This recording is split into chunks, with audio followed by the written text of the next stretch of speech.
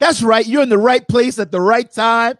It's on the moral compass. Hadn't seen me in a while, right? I know you missed this pretty face. But listen, today I got the man, the myth, the legend, Hongming Liu, the funny man, with us today. Let's hear it for him. Yeah. Hongming, how you doing today, my friend? Great. Thank you for having me on. Oh man, listen, it's my pleasure, man. Glad to have you on the show today. We're gonna go ahead and we're gonna run the promo, and we're gonna be back with the incredible, funny Hongming Liu.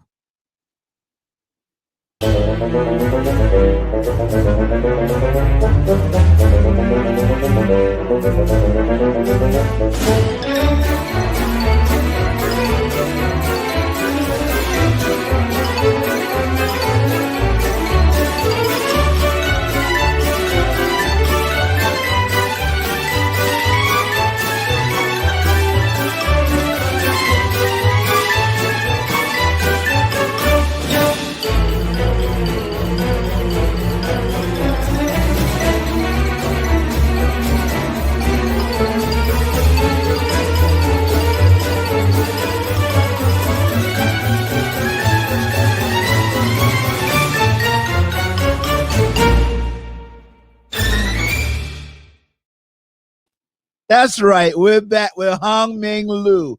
Hongming Liu. And man, we're just excited to have him on the show today. And Hongming, tell me, man, you're from the John Yang district. That's where you were born. In Fujian. That's it, right? Fuking. Oh, Fuking. That's how we pronounce it. Yeah. It's a region that a lot of immigrants coming to U.S., so we open a lot of FU restaurants. But now you live in Pleasanton, California. Yes. So tell me, how was it growing up in Fuking? It's a small village, very small village. It's one of the poorest village in China. So, in fact, when Pleasanton, California, probably one of the richest place even in U.S.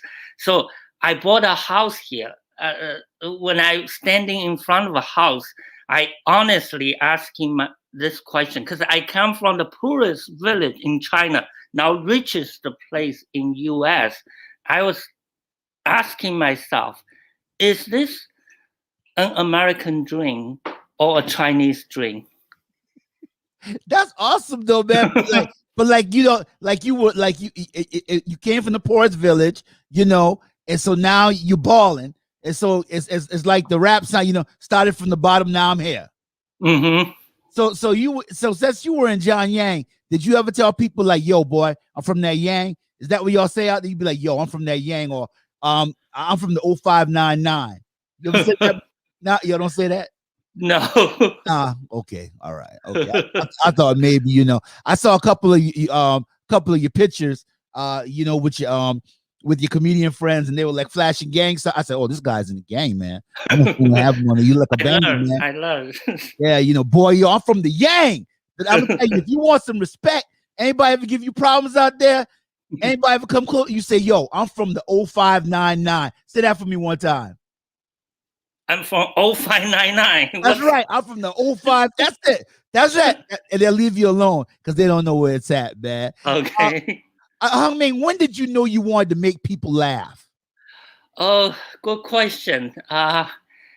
Probably when I was graduate students, and I was in DePaul University in Chicago, and I started to teach as a teaching assistant, and my class was so boring. Like teacher was like, if you go to Professor Liu's class, better bring a pillow. And that's when I try a joke, right? At the beginning of the class, it worked. Like students will look at me so attentively for the whole class, and even the students that never ask questions run to me after class and ask, Professor Liu, at the beginning of the class, will you try to tell a joke?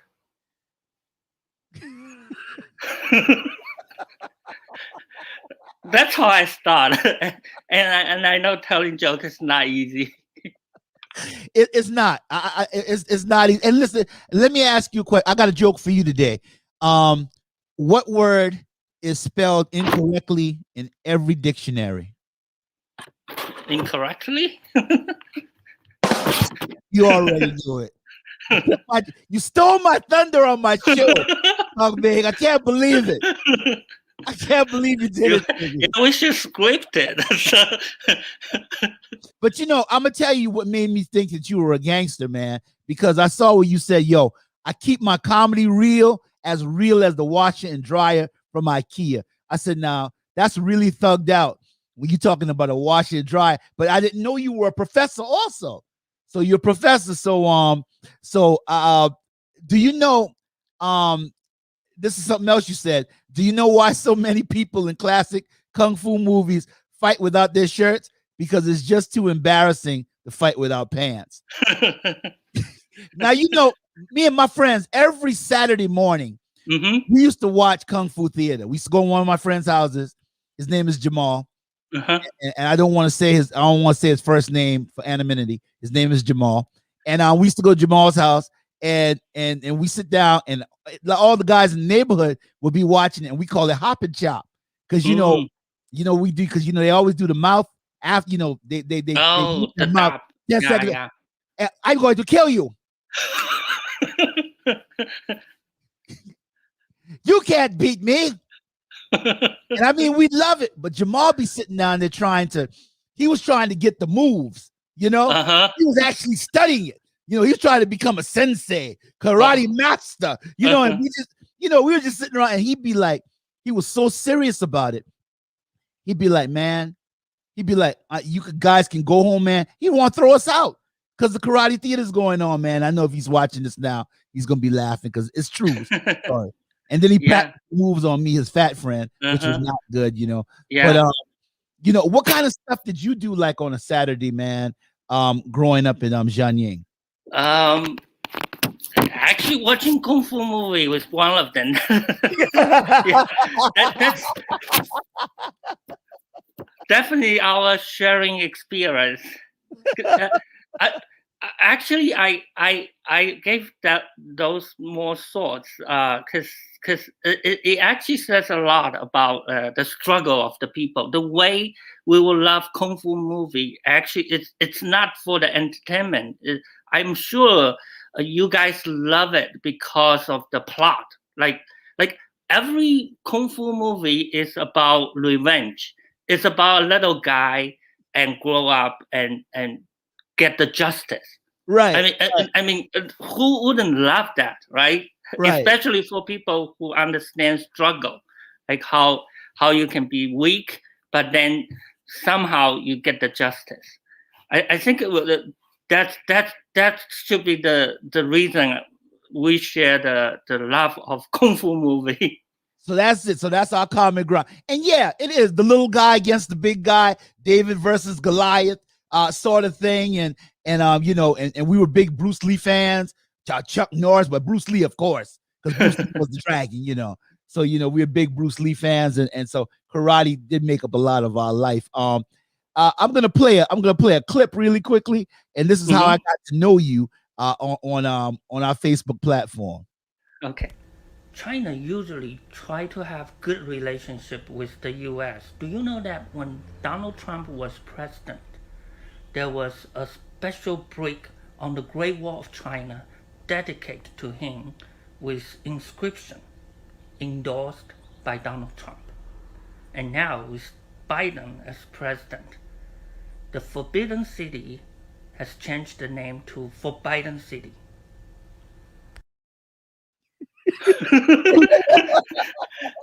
I'm sending it the same background. What gave you the inspiration for a joke a day? Good question. COVID, like we comedian has no chance of telling jokes, right? And I've never been on TikTok, so the first time I get on TikTok, I was like, 1 minute. What can I do? Tell a joke, right? It's so, and then I just starting to tell once a day.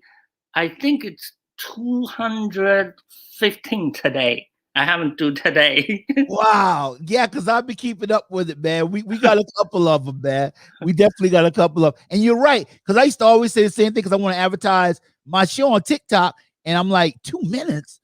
I'm like, man, they ain't. I said, Mm-hmm. and so that was a brilliant idea of yours to do that 2 minutes. We're gonna play another joke really quickly. One of my roommates in college is a Buddhist. So when he caught a mosquito in his mosquito net, he wouldn't kill it like I did. What he did was put the mosquito in my net. I didn't mean the crickets. So now for myself and my friends, because we laugh a lot, Mm-hmm. comedy is like a crutch in very difficult times for us. You know, we basically laugh to keep from crying. And some of your comedy born out of your darkest times. I would say both, because some dark time. Because I'm lucky. My experience. I told people I was born with silver chopsticks in my mouth. That's how lucky I am. So, and I have great family. So I tell a lot of jokes that coming from this happy place. Right. So, but actually, all my best joke probably come from a place of pain. Like so there's both definitely. Yeah, and people like to laugh at pain, you know. So absolutely, I can understand exactly where you're coming from. When did you know? When did you know? Or I don't want to put the cart before the horse. Is there a family member that you grew up with that was just absolutely funny? That will be one of the big difference between growing up in China and growing up in here, because Chinese people are serious. Hongming, this is my mom. I'm gonna get in the call. I'm gonna bring my mom in the call. Reed, how you doing today? I'm doing fine. How you doing? I'm doing fine. Hey, Hongming, this is my mom. Her name is Willie Mae Reed. Willie Mae Reed. Yeah, Reed. Reed. Nice to meet you. Cornell. Yeah. Who are you talking to? I'm on my show. You called when I was on the show. That's Hongming. He's a comedian from Pleasanton, California, and he said he said nice to meet you. Nice to meet you too. I'm a comedian also. She is a comedian. Okay, I'm gonna let you go. Call me after the show. Nice meeting you too, sir. Bye-bye. Bye-bye. Yeah.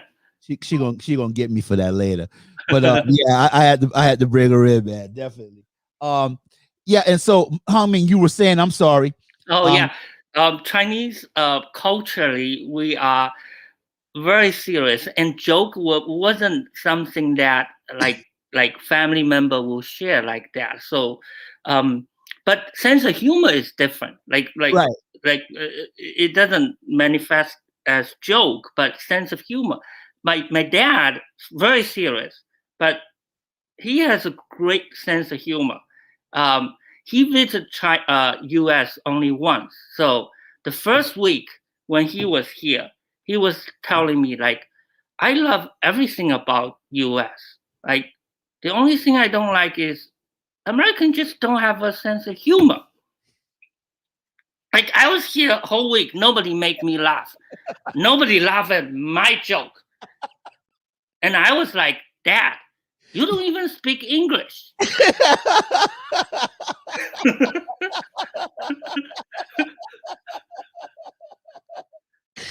And I bet, and you know, that's what makes me laugh the most is usually the people that there's some people that's so funny they'll keep a serious straight face and Mhm. they'll be saying some of the funniest things. Is that how your dad is? Uh, no, because he's more like, oh, because growing up in China, we just don't like tell joke to each other. So that's one thing I appreciate my experience in US. Like I wouldn't do stand up if I stay in China because you just don't see the example, right? So I see a lot of comedian doing the thing, and then I learn. So I but then uh, the sense of humor that I actually can appreciate my dad's sense of humor, not by telling jokes, but probably by observing things, like the things that he doesn't think fit. Like humor can come out of there, but I I I think um, I feel something missing. Like if my dad know about stand up, maybe he will become a comedian with his sense of humor. But not in China. No. Okay. Um uh the first time you stepped on stage, what was going through your mind? um, I have been thinking about. I have getting some jokes. Like I said, I watching great comedians on TV, read about them. I starting to have my own jokes. So when I find out, oh, there's a um, it's called Whip Theater. The first one I get to you put on the promo. Great job on the promo. Thank you. Whip Oh, Theater. yeah. It's called working in progress. So I passed by that and I say there's open mic night. I'm gonna try it. So when I try the first time, I already have like 5 minutes material, like written down. So and compared to a lot of comedian, I'm actually older. Right when I come Right. in, I'm like 30, 30 almost 40. Oh, so old. Yeah, almost 40 when I tried the first time. Yeah, 40. Uh, so when I step on stage, I know a lot of people will get nervous, but I honestly didn't. I was just like, I just want to try my jokes. Like if it doesn't work, doesn't work. It works, great. I get laughed. So the first couple times goes very well. So I I I was hooked because I get laughed and I know some jokes can be improved. So and the form, the stand up form, like how we do uh, open mic, how we do the um, stage time, really push you forward. Like Right. this whole experience. So as long as I'm in it, I'm kind of like just follow the flow like Bruce Lee. I just I just let the flow brings me. So here I am. So that's like the sensei karate master inner energy of comedy right there. hmm Okay. it's when you're telling a joke. If you kind of ride a wave of laughter, like eventually you almost have to lose yourself. You let the laughter direct you to where you need to go. So because you let the audience control your pace. So now audience will more get into your jokes instead of you control it. So that exactly like what Bruce said. Be like water, Be right? like water. Yeah. All right. So we're gonna check you out again. How Ming, we're gonna listen to one of your two of your jokes of the day. Cool. My daughter was reading and asked me, Dad, what does nocturnal mean? I said, put in a sentence. She said, bat is nocturnal. And I was like, oh, that means not a turtle. Bat is not a turtle.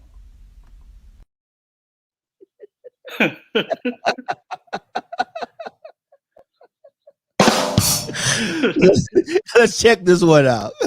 Before coming to the States, I learned English in a classroom, so every time when I hear English, I expect a question to be asked. First time on the airplane, when the flight attendant asked me a weird question. Before chicken. I was excited. Egg. Egg is the answer. Before chicken. Egg. Turns out beef or chicken.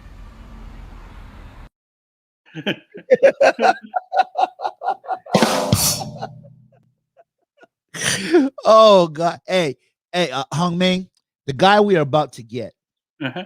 his name is Mike. And he's a good friend of mine. We get each other all the time. As a matter of fact, he's not going to know that I'm calling because I'm calling from my alternate number. Okay. So I just I guess try to sell him something. He's a truck driver. Try to sell him something. And let's see how long he lets you sell him something.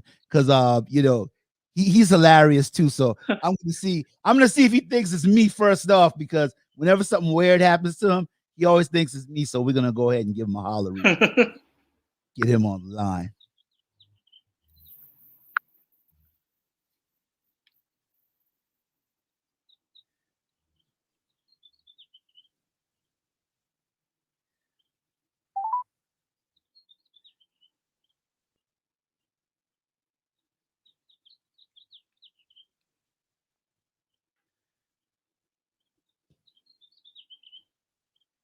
Please leave your message for.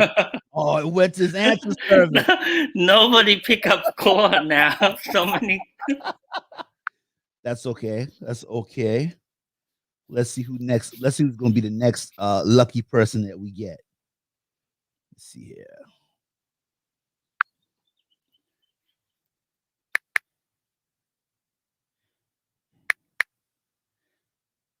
Miss Annette. That's who we gonna get. She worked with me in the Biden campaign. Mm-hmm. If you would call her and try to be somebody from the Trump campaign, let's see what we can try to convince her to be to get behind Donald Trump for this next election. Mm-hmm. This should be hilarious right here. This is gonna be real funny.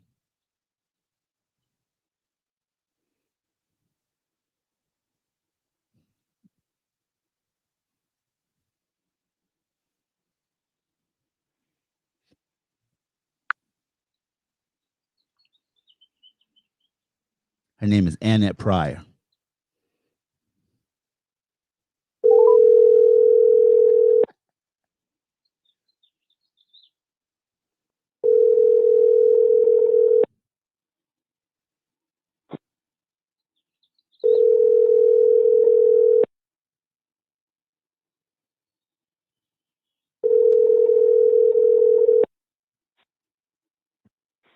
Hello, this is Annette Pryor with Mary Kay. I'm sorry I missed your call. Please leave your name. So is there nobody I can prank today? No. Is that what it is? Yeah. There's email, there's text message, there's nobody's answering the phone. I tell you, but we'll get somebody a little later. I got Mitchell Peace, Joy. And Mitchell asked the question. She says, this will be an interesting prank. Well, that's what she said at first. And so her question for you is, what inspired you to do comedy? So I think that the experience, like trying to share story, like I most of my right before I came to the States, I was standing at Shanghai station. On my left side, there's a sign in Chinese saying jumping on the rail is prohibited. On my right hand side is the Nike advertisement. Just do it. So you see, it's about perspective. Like I have a unique perspective to see China, to see US, to see people, to experience both culture. So a lot of story comes out. So just wanting to share those stories. Awesome. What if you were a rapper, what would your rap name be? Homie. Homie.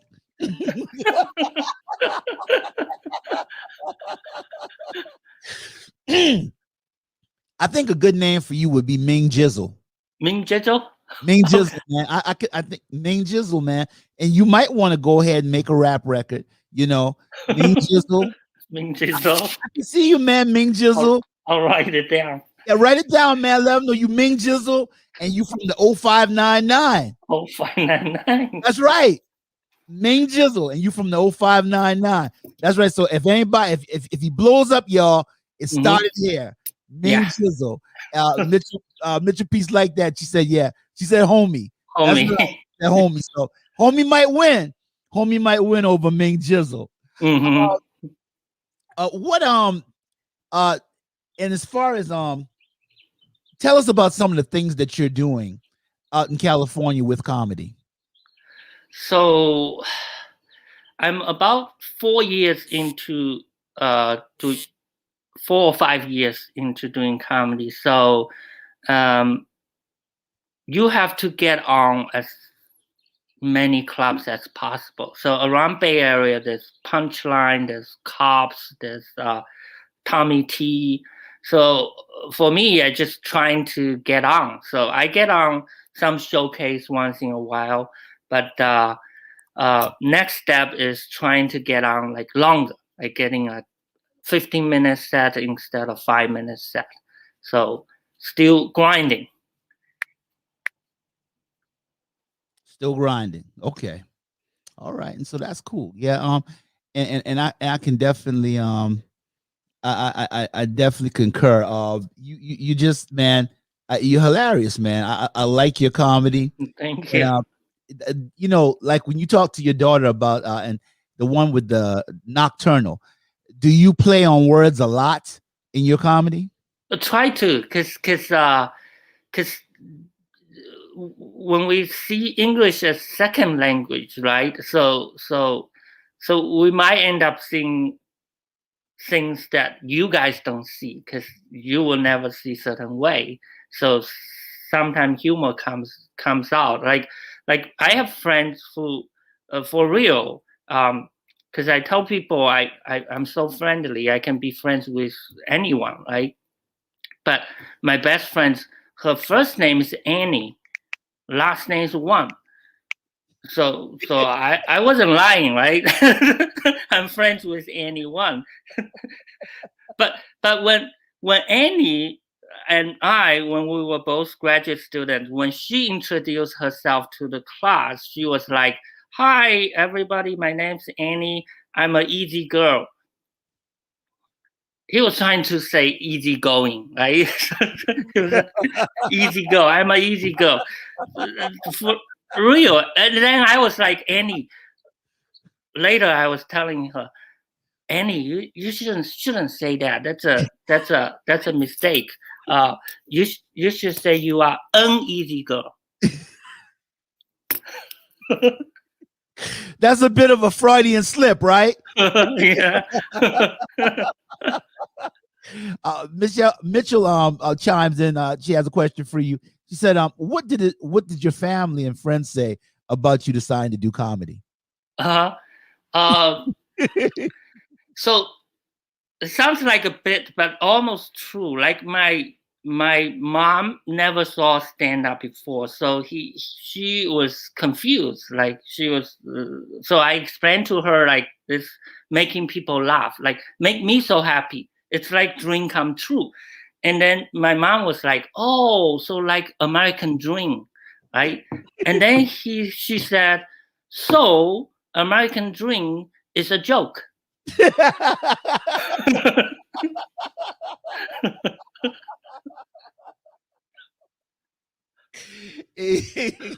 And so you talk about the stoic nature of some. You talk about the stoic nature of some of most of the Chinese men. Was there anybody that kind of was like, you really let the family down by doing comedy? Like, what is this your joke? Because some people are so serious about everything. Was there anybody that just like, I can't believe you're doing comedy? Oh, not really, because they all know me, so they know it's something I do. So Right. it's all good. More confusion, but I do have friends like we might have different understanding. Like I told this silly joke. I kind of like. So I said I'm from China, right? And China is a very simple country. You just imagine a Chinatown, and then imagine that all the neighboring towns are also Chinatown. That's it. That's China, right? So, silly joke.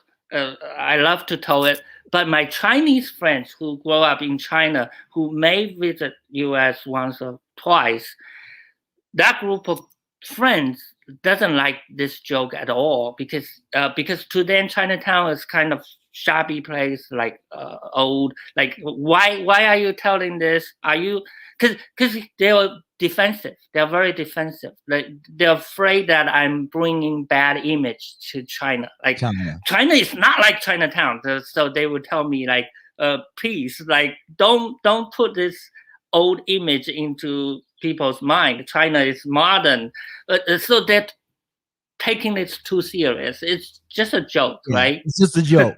Yeah, there's comedy and everything, and it's just making light of things.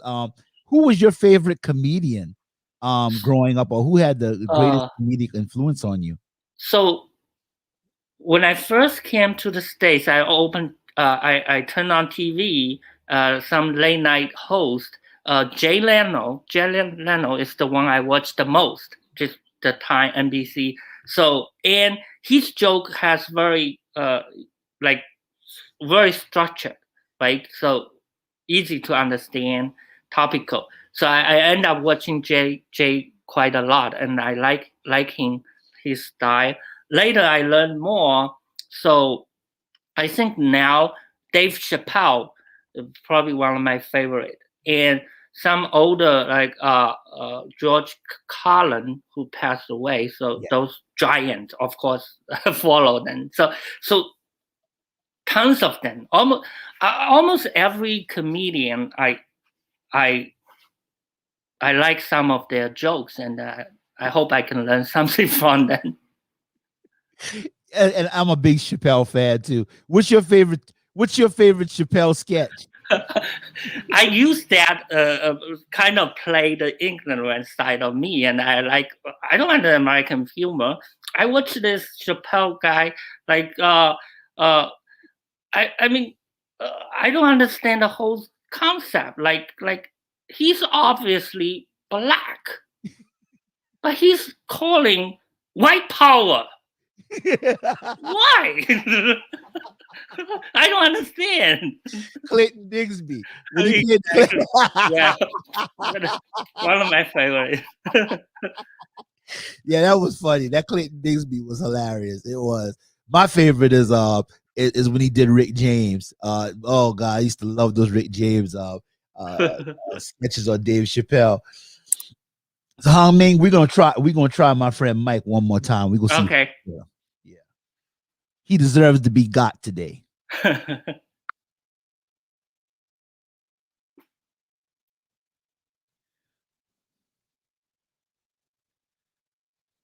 hope he answers the phone this time. Remember, you're trying to sell him something. He's a truck driver.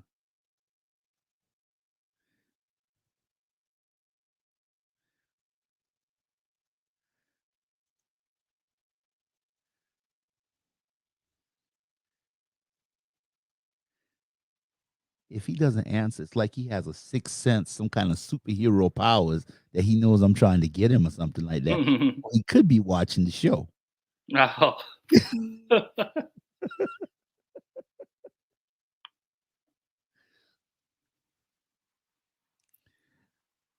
while we're waiting for Mike to answer, Mhm.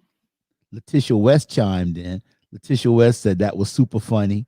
Thank you, Yeah, and then she says Rick James. She said she loved the Big Rick Jan. James sketch. Yeah, of Dave Chappelle. Yeah, Latisha West is a good friend of mine. I tell you what, that Mike is bulletproof today. Yeah, knowing him, he's probably watching. He's probably watching. He said, "I'm gonna get him." Latisha West said, "Hey guys, hi Latisha." Hi, Latisha.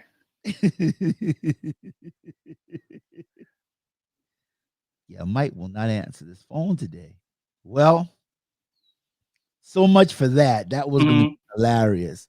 So much for that. So now, Hongming, have you ever wanted to do movies? Have you what is your what when if you have a flow chart or if you look at a plan of where you want to be in comedy in the next 4 or 5 years, what would that be? Just bigger stage, bigger audience. So try to focus, because all I can do is deliver some jokes. I can't act. Like I can't I can't even do accent, right? Because I'm already speaking with accent. So yeah, just bigger, like more audience. The most audience I have probably is 300 in one of the big club. That feels just great. Like it's different from 30 people. Like Absolutely. yeah. And is it kind of intoxicating when you get up there and the crowd cheer? Yeah. Is it kind of intoxicating? Exactly. Yeah, that's almost the things that get us going. If it feels great. It feels that you are being acknowledged. Like what you then you're trying to dig more. Like try to definitely you feel the connection when people laugh, right? You feel the connection. So when you are connected with 300 people at the same time, there's no feeling that can really compare with that. Awesome. Mitchell Peace Joy asks, she says, do you tell jokes in Chinese or English? Oh, English mostly in the club, but if it's a group of my Chinese friends, I try some Chinese joke. I was once in Shenzhen. There's a common club in Shenzhen, so I try some Chinese joke. But in here, you guys are lucky because when I just started, I was so nervous sometimes, and I would switch to Mandarin without even knowing it. 现在好了，现在我肯定不会这样了。Luckily, I won't do that again. But I'm gonna tell you that can be funny too, because I'm gonna tell you, I got a buddy, and he went with another friend into a Chinese restaurant, and when they went in, and we see everything is just hilarious. He asked the lady for some shrimp fried rice, and he made his order: shrimp fried rice, chicken wings, and she turned around and she translated in her language. She was like, and he said, hey, wait a minute, I didn't order none of that stuff right there. And that was hilarious. It was hilarious. And so, to me, or it's just the idea of not knowing what somebody's saying sometimes, because you've seen comedy where people have told off people or have said things to people in their other language. Like for me, that's always been a thing. I always wonder if people around me are speaking another language when they're saying, I wonder if they're talking about me, especially about another language. So definitely that could be funny. That might be something you want to incorporate. It's hilarious. I love it when it's like that. Let's check out. I think we're gonna check out 2 more of your jokes. Got 2 more. The joke of the day of Hongming Liu that's here with us today. Some people say Chinese names are very confusing. I beg to differ. You see, Chinese name, especially last name, are so simple, always one syllables. no question about it. Like in a party, I was introducing my friends. This is my friends who. This is my friends when. This is my friend how. Who, when, how. No question about.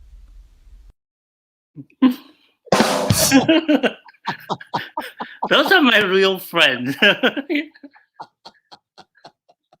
Who went out? Yeah. And so, yeah, I can see your structure in the jokes you write. Is it ever hard to come up with new material? It is. It is. So I'm doing almost like most joke are 2 years old. Like most of the joke, because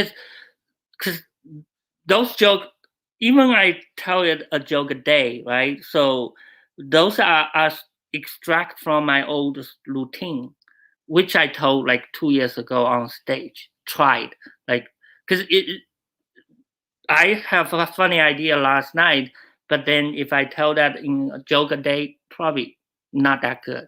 So because I don't know, it didn't test. That's why we go to open mic. So so I accumulate some material. I'm still using the old one for my joke of today.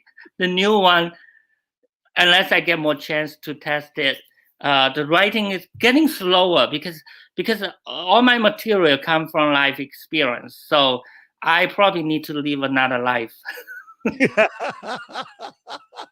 And you know, observation. You're right, because going around people, it's like I guess when before COVID, you'd have all this good material because people are naturally funny.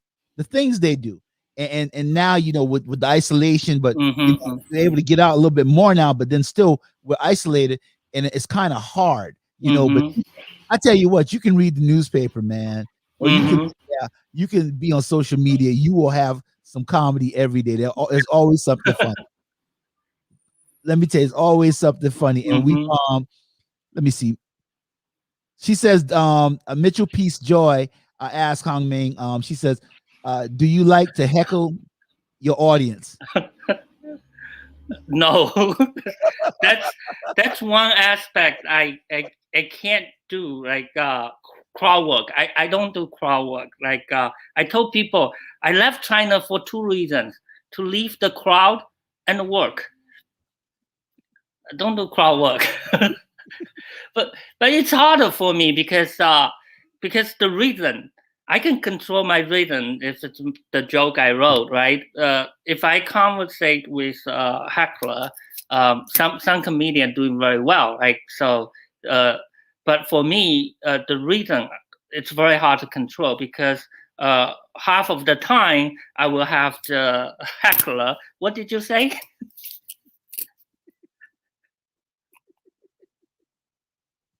Yeah, and that's the thing with the hecklers. They try to take your power. You know, Mm-hmm. they don't have the nerve to get their own show. You know, they want Mm-hmm. to come to your show and try to heckle you. And you know, because we grew up like that on the school bus. Believe it Mm, or not, where I grew up at, oh man, the school bus was a tough place. If you came mm, on the school bus and you didn't have your stuff together, man, mm. they teased you. Let me tell Oh. you. So we grew up around a bunch of people that would Mm-hmm. tease, that would heckle. And did you grow up in that kind of? Well, how was your environment different? Um, there's some aspect will be the same, like kids just play, like tease each other. If you have something special, like if you're wearing glasses, you'll have a nickname like a snake or something like. So, uh, but mostly yeah, because I will say maybe because I'm lucky. Like I have a group of friends. I'm still friends with them, like from elementary school. So most of my memory was just yeah, having fun together. Having fun together, awesome. Having fun together. How Ming, what do you want? What do you want to leave Mhm. to comedy? What do you want people to say about you when you're not doing comedy anymore? I'm not killing you now. I ain't saying you will die. I'm just saying, yeah. You tell people, what do you want your legacy to be? And they're like, hey man, you planning my funeral? No, but what do you want to? I guess I could say, what do you want to with your comedy? Basically, what legacy do you want to leave? And I'll let you answer the question. Good question. I think I want people to think I'm authentic, like they get the real me, and so that they can either know more, like for a lot of American people, Chinese was a group of more like exotic, like you don't know Chinese that well. So for me, almost like a window, you see a little bit more about Chinese culture, Chinese family. So, but for people to trust what I said, I have to be authentic. Like I couldn't lie. So I want people to think, oh, Hongming is authentic, trustworthy, and so from him I get to another perspective. That's what I want. Thank you, Hongming. Hongming, from coming from one of the poorest community in China, and living now in the richest community in California, and being a homeowner, what would you say about your journey so far?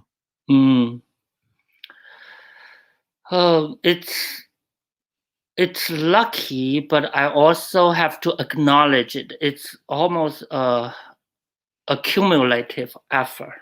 Like right away, I will have to thank my parents for their sacrifice, right?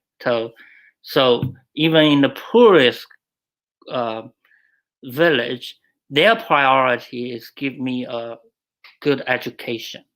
Like, so they don't know that much about outside world, but they just, if I give my kids the best education, so their generation was pushing me forward.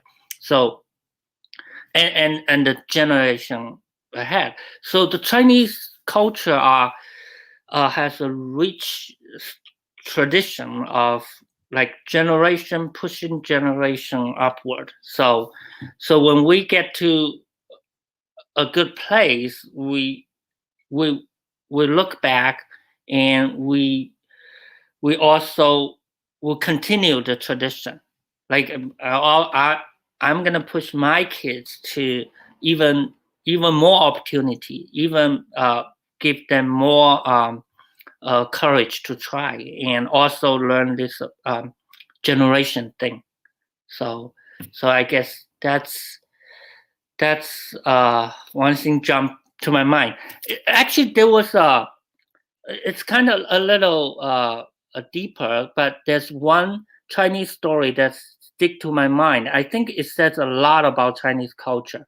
So it's about story about an old man, and he has her family living in front of a mountain. The mountain was just cutting through what they connection with the outside world. So one day he just started digging, and people was like, "Are you crazy? You can never dig the whole mountain away." And he was like, "I will dig all my life, and then my son will dig all his life, and then his son will dig all his life. The mountain stay the same amount, but my generation goes forever. The mountain is gonna go."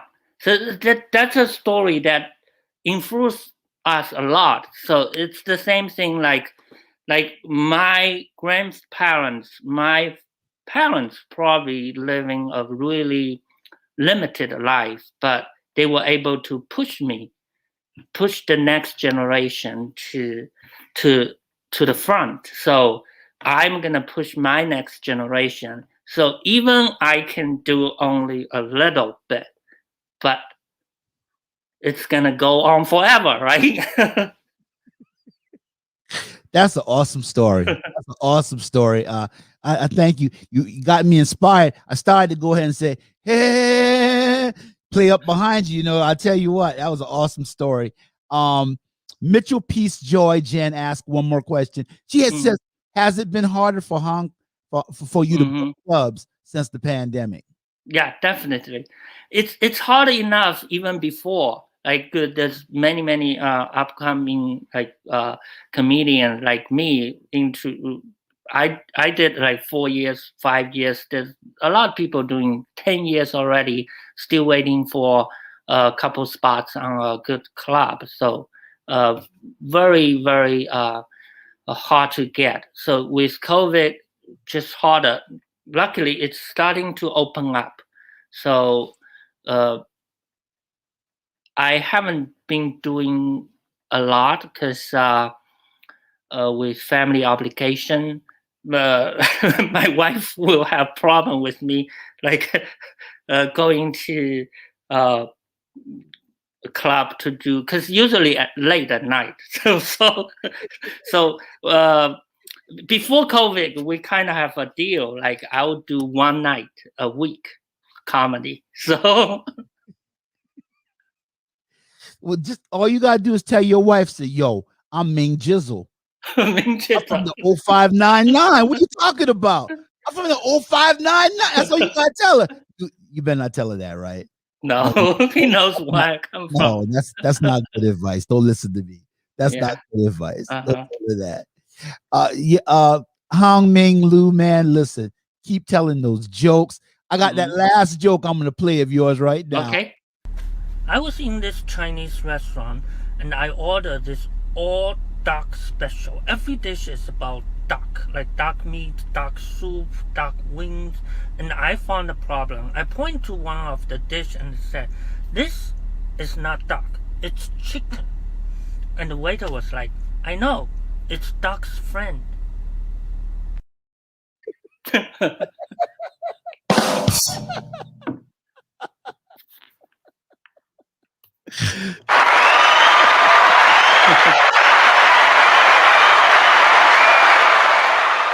Hongming Liu, hey, listen, man, thank you for taking time out of your busy schedule, coming out here to hang out with us today.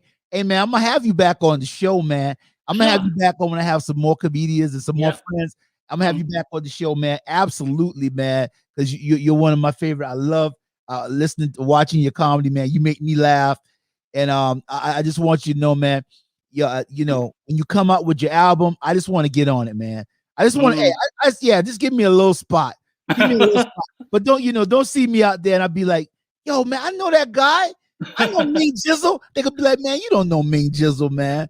I'll be like, yeah, man, you from the 0599. 0599. Yeah. And Mitchell Peace claps her hands. She enjoyed it. We want to thank Mitchell Peace Joy. We want to thank Latisha West. We want to thank everybody that tuned in, that had something to say, that was watching today.